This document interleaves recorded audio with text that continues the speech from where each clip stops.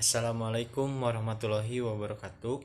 Perkenalkan, nama saya Taufik Hidayat, NPM 192191198 dari kelas 2F.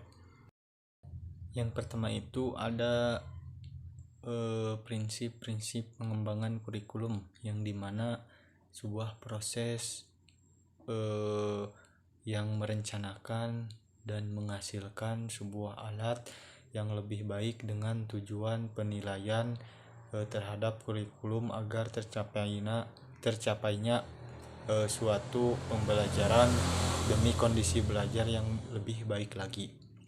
Ada pula prinsip-prinsip pengembangan kurikulum. Di sini ada relevasi, yang dimana ada tujuan isi proses belajar dengan adanya tuntutan kebutuhan yang sesuai. Dan ada pula fleksibilitas, yaitu adanya kesolidan terhadap pelaksanaan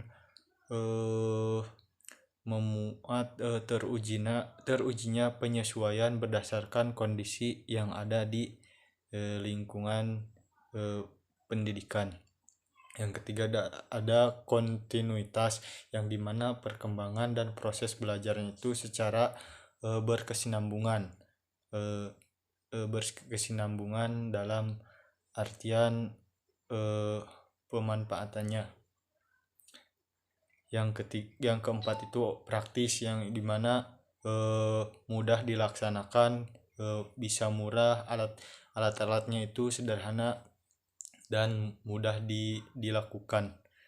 Yang selanjutnya itu efektivitas, yang dimana menghasilkan baik secara kualitas dan ataupun kuantitas.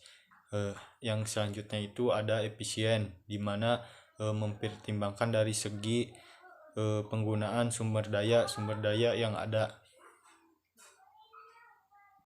Yang selanjutnya itu ada pengembangan kurikulum, yang dimana pengembangan kurikulum di sini adalah proses perencanaan yang bahkan atau pengembangan kurikulum oleh suatu pengembang kurikulum atau para ahli pengembang kurikulum, yang dimana proses ini bertujuan untuk menjadikan kurikulum itu yang dihasilkan dapat menjadi bahan ajar yang dapat menjadi acuan yang digunakan untuk tercapainya tujuan pendidikan secara nasional.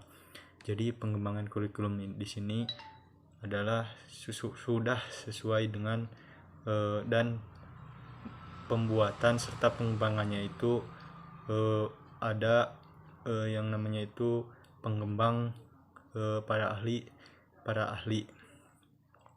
Faktor-faktor pengembangan kurikulum, yang pertama itu ada perguruan tinggi. Kenapa perguruan tinggi? Karena kan perguruan tinggi merupakan dari segi pengembangan ilmu, pengetahuan dan teknologinya itu bersifat secara umum. Yang kedua itu ada masyarakat. Masyarakat di sini merupakan karena dalam masyarakat itu banyak sekolah-sekolah yang menilai terhadap kurikulum tersebut. Banyak masyarakat yang menilai terhadap alurnya sekolah tersebut. Yang ketiga itu ada sistem nilai, di mana dalam kehidupan masyarakat, kembali lagi ke kehidupan masyarakat, di mana terdapat sebuah nilai moral, keagamaan, sosial maupun budayanya itu sangat masyarakat itu sistem nilai terhadap masyarakat itu sangat bertanggung jawab dalam pemeliharaan keberlangsungan sekolah. Artikulasi dan hambatan kurikulum, yang dimana artikulasi di sini merupakan pembagian tingkatan belajar mengajar, mulai dari TK, sekolah dasar, sekolah menengah pertama, sekolah menengah atas, maupun tingkat perguruan tinggi.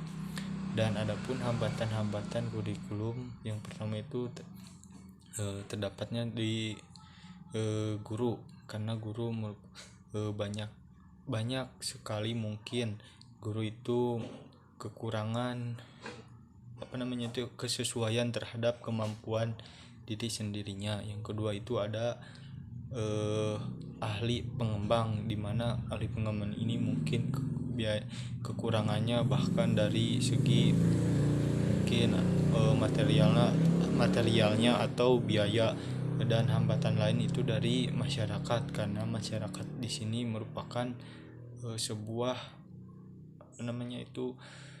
input dari sekolah. Model-model pengembangan kurikulum, di mana itu ada pengembangan kurikulum administratif model, yang dimana pengembangannya itu menggunakan pendidikan dan menggunakan prosedur administrasi. Yang kedua ada pengembangan kurikulum the grassroots model, yang dimana pengembangannya itu pentingnya guru sebagai kunci keberhasilan penerapan kurikulum tersebut. Yang ketiga itu ada pengembangan kurikulum the demonstration model, yaitu dimana model pengembangannya itu idenya datang dari yang terkecil hingga yang digunakan dalam skala yang lebih luas.